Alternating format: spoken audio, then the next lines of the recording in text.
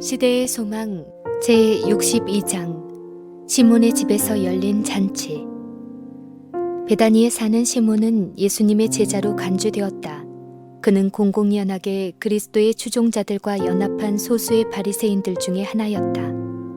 그는 예수님을 교사로 알았고 그분께서 메시아가 되셨으면 하는 희망을 가지고 있었으나 그분을 구주로 받아들이지는 않았다. 그의 품성은 변화되지 않았으며 생애의 원칙도 변하지 않았다. 시몬은 문둥병이 나았고 이것이 계기가 되어 예수께 이끌려갔다. 그는 감사를 표하고자 하였으며 그리스도께서 마지막으로 베다니를 방문하셨을 때 그는 구주와 그분의 제자들을 위하여 잔치를 베풀었다. 이 잔치에는 많은 유대인들도 같이 참석하였다. 이때 예루살렘은 크게 흥분되어 있었다. 그리스도와 그분의 사업은 이전 어느 때보다도 더 크게 주목을 끌게 되었다. 잔치에 나온 사람들은 그분의 동향을 면밀히 살폈으며 어떤 사람들은 저기가 서린 눈으로 바라보았다. 구주께서는 유월절을 엿새밖에 남겨놓지 않은 때에 베다니에 도착하셨는데 그분은 관습대로 나사로의 집에서 휴식처를 찾으셨다. 마을을 지나가던 여행자들의 무리들은 그분께서 예루살렘으로 가시는 길이며 베다니에서 안식일을 보내시리라는 소문을 퍼뜨렸다. 백성들은 열광적이었다. 많은 사람들이 베다니에 모였는데 어떤 이들은 예수님에게 대한 호감 때문에 그리고 다른 사람들은 죽은 자들 가운데서 살아난 사람을 보려는 호기심에서 모여왔다. 많은 사람들은 나사로에게서 죽은 후에 목격한 경이로운 장면에 대하여 듣기를 기대하였다. 그러나 그들은 나사로가 그것에 대하여 아무 말이 없으므로 놀랐다. 그는 이 일에 대하여 말할 것이 없었다. 영감의 말씀은 죽은 자는 아무것도 모르며 그 사랑함과 미워함과 시기함이 없어진 지 오래니 라고 선언한다. 그러나 나사로는 그리스도의 행하신 일에 대하여 놀라운 증언을 하였다. 그는 이 목적을 위하여 죽음에서 살아난 것이었다. 그는 확신과 능력으로서 예수님이 하나님의 아들이심을 선언하였다. 베다니를 방문한 사람들이 예루살렘에서 돌아가서 그 소식을 전하였으므로 흥분은 더욱 고조되었다.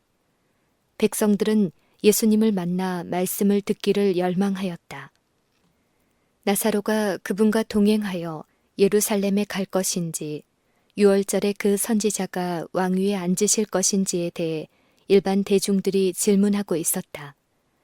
제사장들과 관원들은 백성들을 지배하고 있는 그들의 힘이 더욱 약해지고 있음을 알았으므로 예수님에 대한 그들의 분노는 더욱더 격렬하게 되었다. 그들은 저들의 길에서 그분을 영원히 제거해버릴 기회를 더 이상 기다릴 수가 없었다.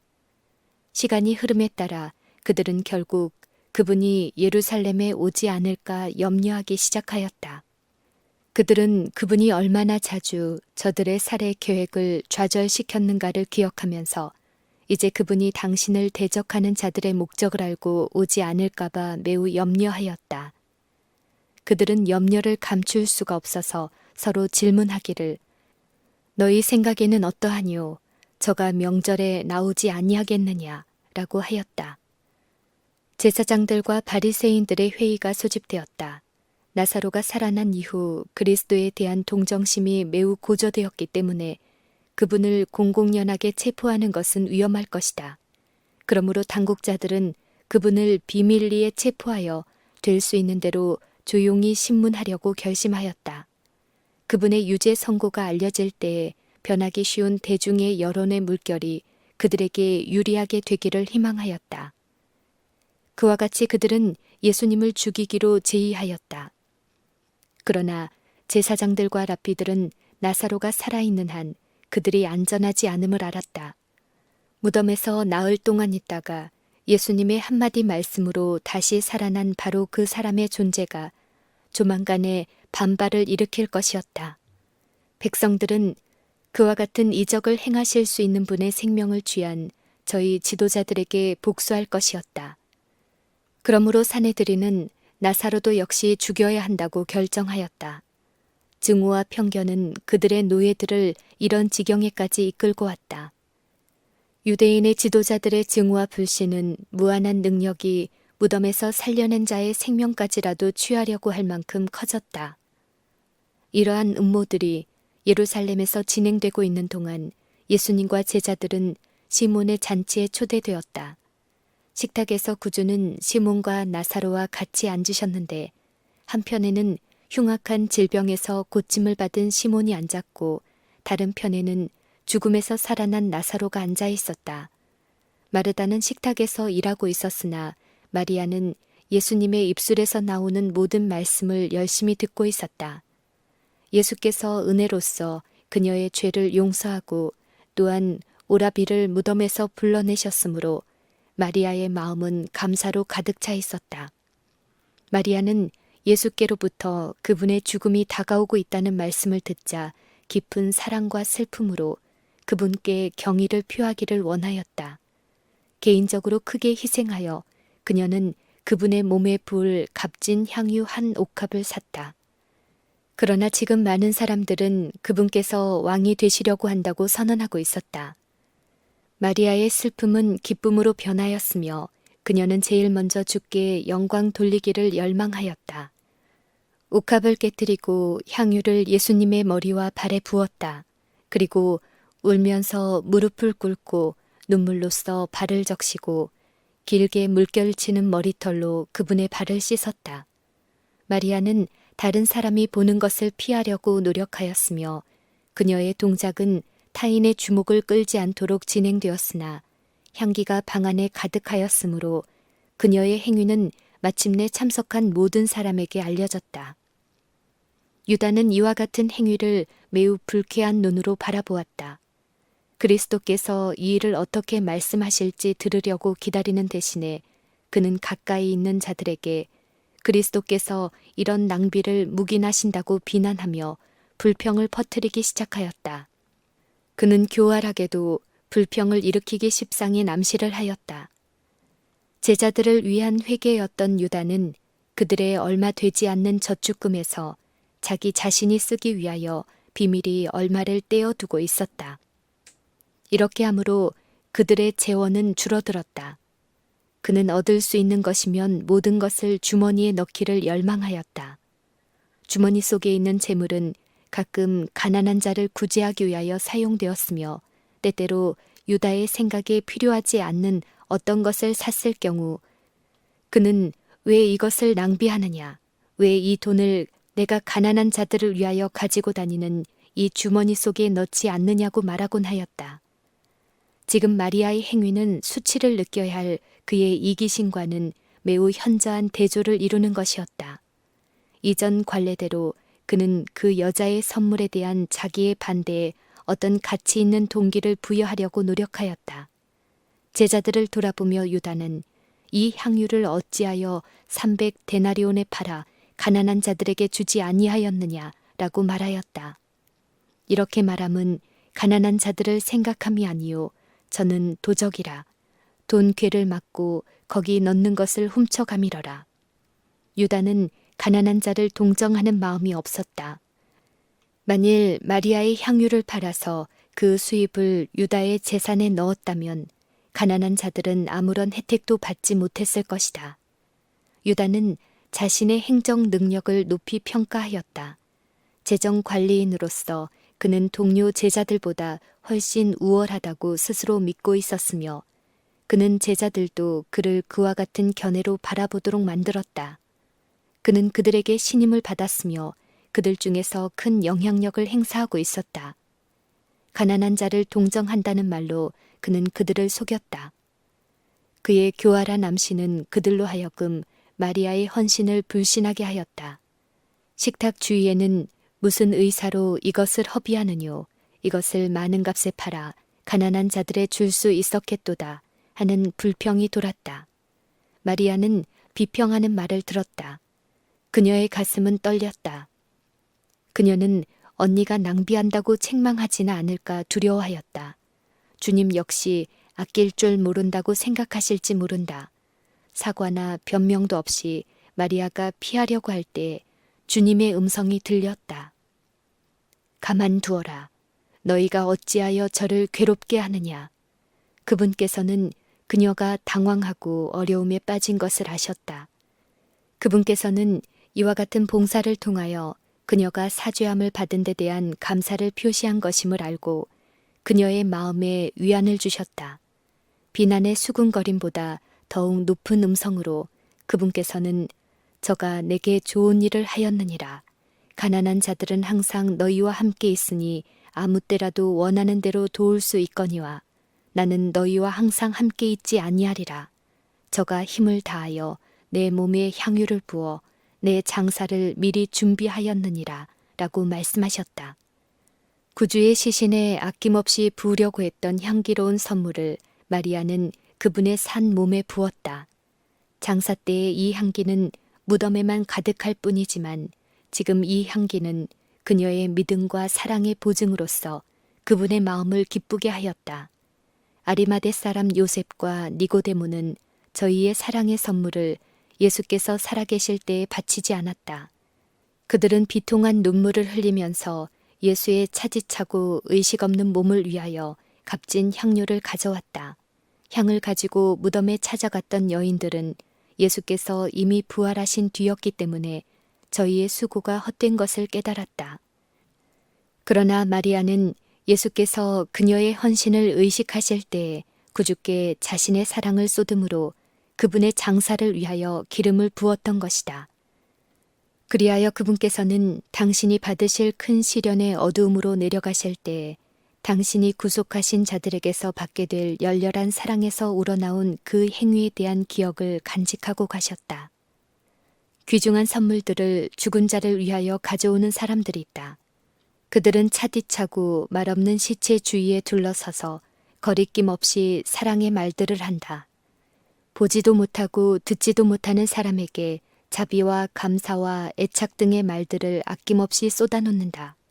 필요한 심령이 그것들을 매우 필요로 할 때, 귀가 들을 수 있고 마음이 느낄 수 있을 때 이와 같은 말을 하였더라면 그 언행의 향기는 얼마나 값진 것이 되었을까. 마리아는 자신의 사랑의 행위의 의미를 충분히 깨닫지 못하였다. 그녀는 비난자들의 말에 답변할 수가 없었다. 왜 그녀가 예수님에게 기름을 붓기 위하여 그러한 기회를 선택하였는지를 설명할 수 없었다. 성령께서 그녀를 위하여 계획하셨으며 그녀는 성령의 강권하심에 순종하였던 것뿐이다. 영감은 우리에게 아무런 이유도 알려주지 않으신다. 눈에 보이지 않는 존재가 정신과 마음에 말씀하시고 마음을 움직여서 행동하게 한다. 이것이 이 일 자체의 명분을 세우는 주장이다.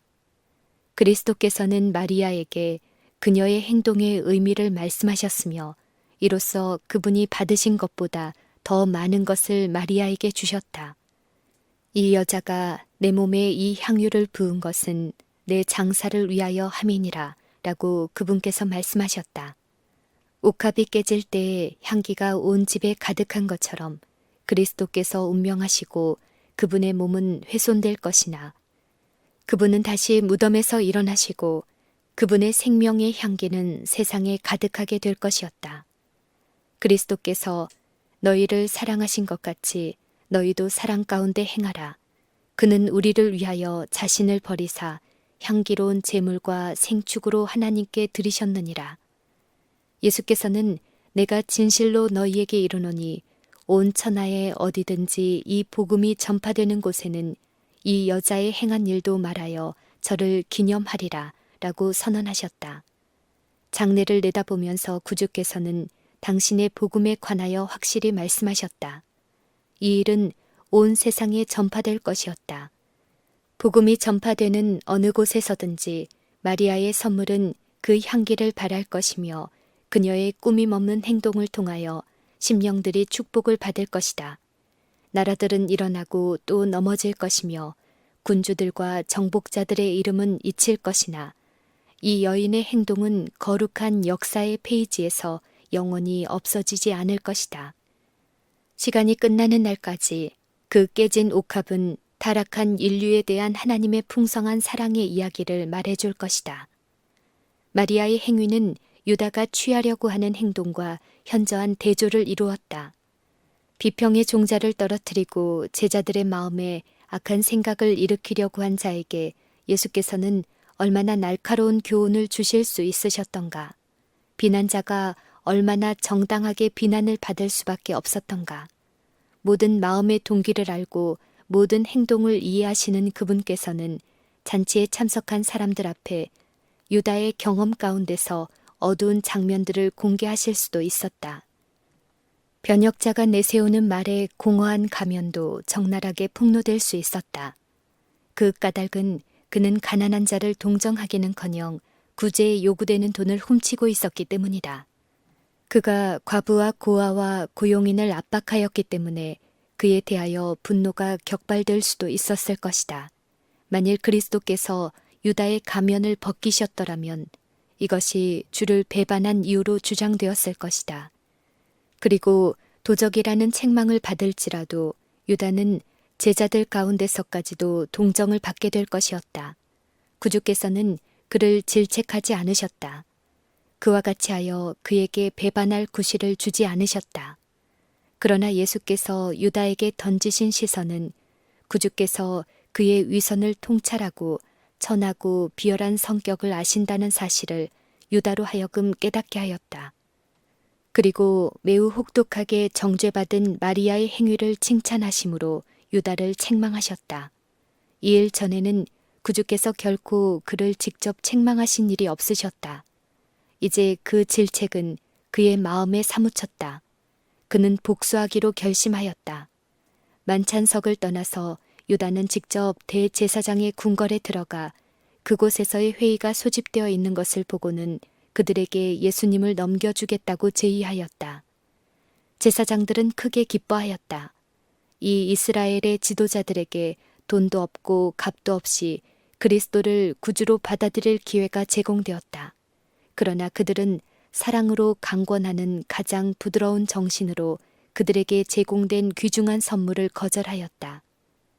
그들은 금보다 더욱 귀중한 구원을 받아들이기를 거절하고 저희 주를 은 30에 샀다. 유다는 그의 품성의 모든 아름다운 특성이 탐욕에 압도당하기까지 그것을 품어왔다. 그는 예수께 드리는 헌납물을 탐냈다. 그의 마음은 구주께서 세상 군주들에게나 해당되는 선물을 받으시자 질투심에 불탔다. 그러므로 그 향유의 옥합값보다도 훨씬 적은 금액에 그는 주님을 팔았다. 제자들은 유다와 같지 않았다. 그들은 구주를 사랑하였다. 그러나 그들은 예수님의 고결한 품성을 올바르게 이해하지 않았다. 만일 제자들이 그분께서 그들을 위하여 행하신 일을 깨달았다면 그분께 바쳐진 어떤 것도 낭비된 것이 아니라고 생각하였을 것이다. 예수님에 대하여 별로 아는 것이 없었던 동방의 박사들은 그분께서 마땅히 받으셔야 할 영예에 대하여 참된 평가를 하였다. 박사들은 구주께 귀중한 선물을 가지고 와서 구유에 누운 아기에 불과한 그분 앞에서 경의를 표하여 경배하였다. 그리스도께서는 마음에서 우러나오는 공손한 행동을 가치 있게 여기신다. 누구든지 그분에게 하늘의 공손으로서 후의를 베풀었을 때 그분은 그 행위자에게 축복하셨다. 그분께서는 어린아이의 손으로 꺾은 지극히 보잘것없는 꽃이라도 사랑으로 드려졌을 때에는 거절하지 않으셨다. 그분은 어린이들의 선물을 받으시고 선물을 준 아이들을 축복하시며 저희 이름을 생명책에 기록하셨다. 성경에는 예수께 기름 부은 마리아를 다른 마리아들과 구별해서 말한다. 예수님을 위한 사랑과 존경의 행동은 그분을 하나님의 아들로 믿는 신앙의 증거이다. 성령께서는 그리스도께 대한 여인의 충성의 증거를 이렇게 언급하신다. 성도들의 발을 씻기며 혹은 환난당한 자들을 구제하며 혹은 모든 선한 일을 좇는 자라. 주의 뜻을 행하려는 마리아의 열렬한 소원을 그리스도께서는 기뻐하셨다. 그분께서는 제자들이 깨닫지 못했고 깨달으려고도 하지 않은 그 순결한 사랑의 제물을 받으셨다. 마리아가 주께 이러한 봉사를 드리려던 갈망은 세상에 있는 어떤 귀중한 향유보다도 그리스도께 값진 것이었다. 그 까닭은 이것이 세상의 구주에 대한 그녀의 바른 평가를 표시했기 때문이다. 그 여자를 강권한 것은 그리스도의 사랑이었다. 비할 데 없이 탁월한 그리스도의 품성이 그 여자의 심령에 충만하였다. 그 향유는 그것을 드리는 자의 마음의 상징이었다. 이것은 넘쳐 흐르기까지 하늘의 시냇물에서 공급된 사랑의 외부적인 증거였다. 마리아가 행한 일은 바로 그리스도께 대한 그들의 사랑을 나타내는 것이 그분을 기쁘시게 하는 것이라는 사실을 제자들에게 보여줄 필요가 있는 교훈이었다. 그리스도는 그들에게 가장 귀중한 분이셨으나 그들은 오래지 않아 그분을 빼앗기게 되고 저들이 그분의 크신 사랑에 대한 감사의 표시를 할 수 없게 될 것이라는 사실을 깨닫지 못하였다. 하늘의 궁정을 버리고 인간으로서 생애하신 그리스도의 고독에 대하여 제자들은 응당 이해했어야 하지만 전혀 이해할 수도 인식할 수도 없었다. 제자들에게 받았어야 할 것을 받지 못하셨기 때문에 그분은 때때로 슬퍼하셨다. 만일 제자들이 당신을 옹이하고 있던 하늘 천사들의 가마 아래 있었더라면 그들 역시 마음에서 우러나오는 신령한 사랑을 표시하기에 충분한 가치가 있는 헌물은 없다고 생각했을 것임을 그분께서는 아셨다. 예수께서 저들과 가까이 계셨을 당시에 제자들이 저희 마음속에 있는 사랑과 감사함을 표시하기 위하여 그분께 행했어야 할 많은 일들의 참뜻을 깨닫게 된 것은 그 후의 일이다. 예수께서 이제 더 이상 그들과 같이 계실 수 없게 되었을 때 제자들은 참으로 목자 없는 양과 같은 느낌을 가지게 되었으며 예수님의 마음을 기쁘게 해드리기 위하여 얼마나 정성을 다해야 했던가를 깨닫기 시작하였다. 그들은 더 이상 마리아를 비난하지 않았으며 오히려 자신들을 책망하였다. 오, 만일 제자들이 저희 비난의 말을 철회할 수 있었다면 가난한 자들이 그리스도보다 더 선물을 받을 가치가 있다고 제시한 그들의 잘못을 철회할 수만 있었다면 얼마나 좋았을까. 그들은 십자가에서 주님의 상하신 몸을 보았을 때 더욱 심한 가책을 느꼈다. 이와 같은 부족함이 오늘날 우리가 사는 세상에도 분명히 존재하고 있다. 그러나 그리스도께서 저들에게 베푸신 것을 완전히 다 깨닫는 사람은 몇 사람에 불과하다. 만일 그들이 그렇게 했다면 마리아의 큰 사랑이 그들에 의하여 표현되었을 것이며 기름 부음은 서슴없이 행해졌을 것이다. 값진 향유를 낭비라고 하지 않았을 것이다. 그리스도께 드리기에는 너무 값진 것이라고 생각될 것은 아무것도 없었을 것이요. 아무리 큰 극기와 자아 희생이라도 그분을 위하여 바치기에 너무 크다고 생각할 수는 없었을 것이다.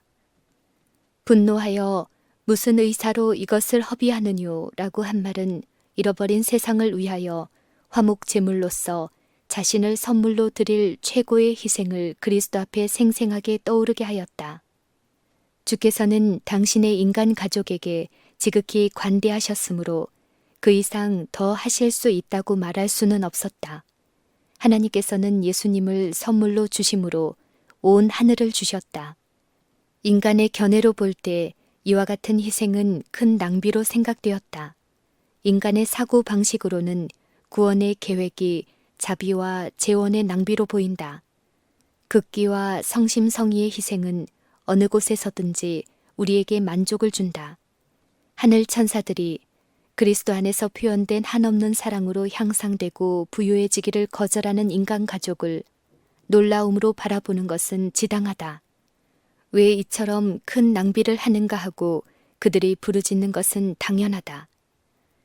그러나 잃어버린 세상을 위한 속죄는 충분하고 풍성하고 완전하여야만 했다. 그리스도의 선물은 하나님께서 지으신 모든 영혼에게 미치기에 풍족하고도 남음이 있었다. 큰 선물이신 분을 받아들일 사람의 수요를 초과하지 못하게 하는 그런 제한이 있을 수 없다. 모든 사람이 다 구원을 얻는 것은 아니다. 그렇지만 구속의 경륜의 관유함이 준비한 모든 것을 성취하지 않는다고 해서 구속의 경륜이 헛된 것은 아니다. 구속의 경륜은 여유가 있어야 한다. 주인 시몬은 마리아의 선물에 대한 유다의 비평에 마음이 움직였으며 그는 예수님의 태도를 보고 놀랐다. 그의 바리새인적 자존심은 상하였다. 그는 많은 손님들이 불신과 불쾌한 마음으로 그리스도를 바라보고 있는 것을 알았다. 그는 마음속으로 이 사람이 만일 선지자더면 자기를 만지는 이 여자가 누구며 어떠한 자, 곧 죄인인 줄을 알았으리라 라고 말하였다. 시몬을 문둥병에서 고쳐주심으로써 그리스도께서는 살았으나 죽음만도 못했던 처지에서 그를 구원하셨다. 그러나 지금 시몬은 구주께서 선지자이신지 의심하고 있었다. 그리스도께서 이 여인을 당신에게 접근하도록 허락하신 까닭에 죄가 너무 커서 용서받을 수 없는 그 여인에게 분노하여 물리치지 않으신 까닭에 그 여인이 타락한 것을 인식하지 못하시는 것처럼 보이기 때문에 시몬은 그리스도는 선지자가 아니라고 생각하도록 유혹을 받았다. 시몬은 이렇게 생각하였다. 예수께서는 그녀가 감정의 표시를 매우 자유스럽게 한다는 것 외에는 이 여인에 대하여 아무것도 모르신다. 그렇지 않았더라면 그분은 자신을 만지는 것을 허락하시지 않았을 것이다. 그러나 하나님과 그리스도에 대한 시몬의 무지가 그로 하여금 그처럼 생각하게 하였다. 하나님의 아들이 동정과 온유와 자비로서 하나님의 방법대로 행하셔야 함을 깨닫지 못하였다. 시몬의 방법은 마리아의 참여하는 봉사를 주목하지 않았다. 그리스도의 발에 입맞추고 향유를 붓는 마리아의 행위는 그의 완고한 마음에 울분을 터뜨리게 하였다. 시몬은 만일 그리스도가 선지자시라면 죄인들을 알아보고 그들을 견책하시리라고 생각하였다. 말로 드러내지 않은 이러한 생각에 대하여 구주께서는 이렇게 대답하셨다. 시몬아, 내가 내게 이를 말이 있다. 빚주는 사람에게 빚진 자가 둘이 있어 하나는 500데나리온을 졌고 하나는 50데나리온을 졌는데 갚을 것이 없으므로 둘 다 탕감하여 주었으니 둘 중에 누가 저를 더 사랑하겠느냐. 시몬이 대답하여 가로되 제 생각에는 많이 탕감함을 받은 자니이다. 가라사대 내 판단이 옳다. 나단이 다윗에게 행한 것처럼 그리스도께서는 급소를 찌르는 책망을 비유의 베일 속에 감추셨다. 그분은 주인인 시몬이 스스로 자신에게 죄를 선고하도록 하셨다. 시몬은 그가 지금 멸시하는 여인을 죄 가운데로 유인하였다. 그 여자는 그로부터 심한 폭행을 당했다. 비유 가운데 빚진 두 사람은 시몬과 여인을 각각 대표하였다. 예수께서는 두 사람이 느껴야 할 의무의 정도의 차이를 가르치려고 계획하지 않으셨다. 왜냐하면 둘 다 결코 되갚을 수 없는 감사의 빚을 졌기 때문이다. 그러나 시몬은 자기가 마리아보다 더 의롭다고 생각하였다.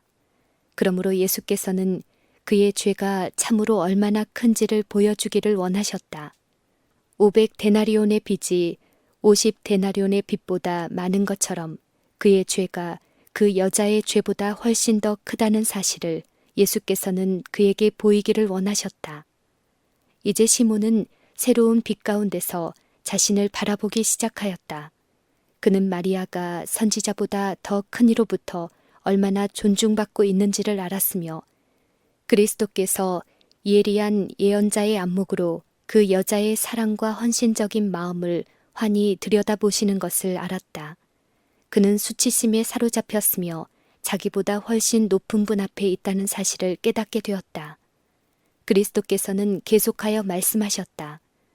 내가 네 집에 들어오매 너는 내게 발 씻을 물도 주지 아니하였으되 마리아는 사랑에서 우러나오는 회개의 눈물로써 내 발을 적시었고 그 머리털로 씻어 주었다.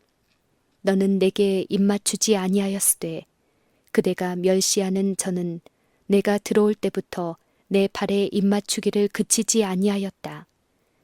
그리스도께서는 시몬이 주께 대한 자기의 사랑을 보일 수 있었던 기회들과 그를 위하여 당신께서 행하신 일에 대한 그의 평가를 자세히 말씀하셨다. 분명하고도 공손한 말로써 구주께서는 당신의 자녀들이 사랑의 말과 행실로서 당신께 감사하기를 게을리할 때에 그분은 마음으로 슬퍼하신다는 것을 제자들에게 확실히 말씀하셨다. 마음을 살피시는 분께서는 마리아로 하여금 그렇게 행동하도록 이끈 동기를 아셨고 또한 시몬으로 하여금 그런 말을 하게 한 정신을 아셨다.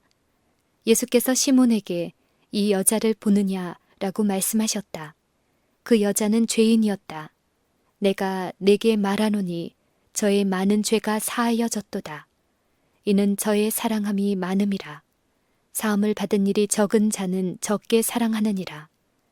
구주께 대한 시몬의 냉정함과 태만은 그가 받은 자비를 얼마나 가볍게 평가하는지를 보여주었다. 그는 예수님을 자기 집에 초청함으로 그분을 기쁘시게 하였다고 생각했다.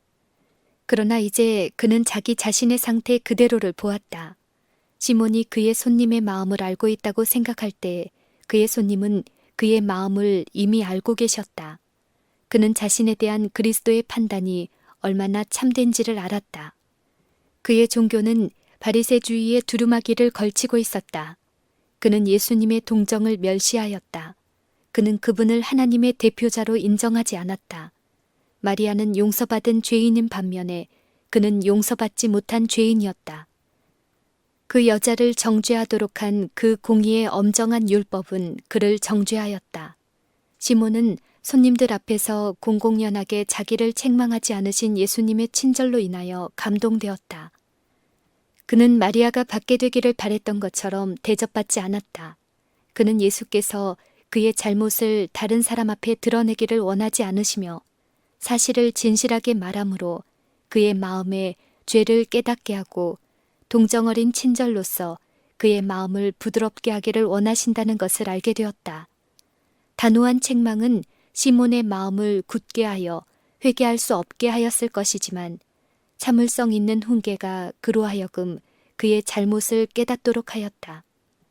시몬은 주께 진 빚의 크기를 보았다. 회개함으로 그의 교만은 겸손하게 되었다. 그래서 그 거만한 바리새인은 겸손하고 자아를 희생하는 제자가 되었다. 마리아는 큰 죄인처럼 주목을 받았으나 그리스도께서는 그녀의 생애를 꼴지어온 환경들을 아셨다.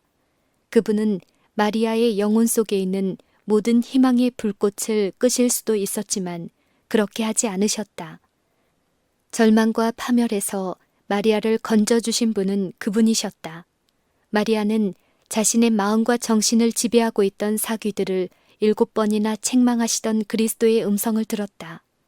자신을 위하여 아버지께 힘써 탄원하시던 그분의 음성을 들었다. 그녀는 그분의 흠없는 순결에 비하여 죄가 얼마나 더러운 것임을 알고 그분의 능력을 통하여 승리하였다. 인간의 안목으로 그 여자의 경우가 희망이 없는 것처럼 보일 때 그리스도께서는 마리아에게서 선의 가능성을 발견하셨다. 그분께서는 그녀의 품성에 보다 나은 특성을 보셨다. 구속의 경륜은 큰 가능성을 가지고 인간에게 주어졌다. 따라서 마리아에게서 이 가능성이 실현되어야 했다. 그분의 은혜로 그녀는 거룩한 품성에 참여하는 자가 되었다. 타락하여 그 심령이 사귀의 거처가 되었던 자가 구주와 매우 가까이 교제하고 또한 봉사하는 자가 되었다. 그분의 발 아래 앉아서 그분에게 배운 사람은 마리아였다.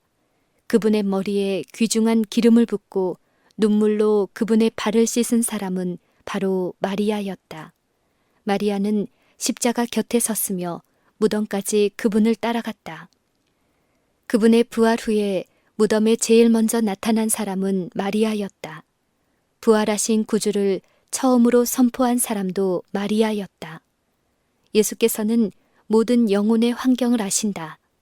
그대는 나는 매우 죄가 많다고 말할는지 모른다. 그대는 그럴 수 있을 것이다.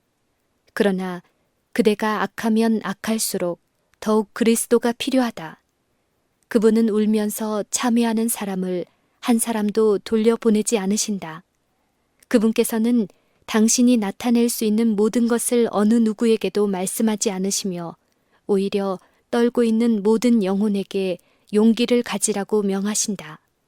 당신께 나와 용서와 회복을 구하는 모든 사람을 그분은 즐거이 용서하실 것이다. 그리스도께서는 천사들을 명하여 하나님께 대한 증오심으로 가득 찬 자들을 멸하기 위하여 이 세상에 당신의 진노의 잔을 쏟게 하실 수 있으시다.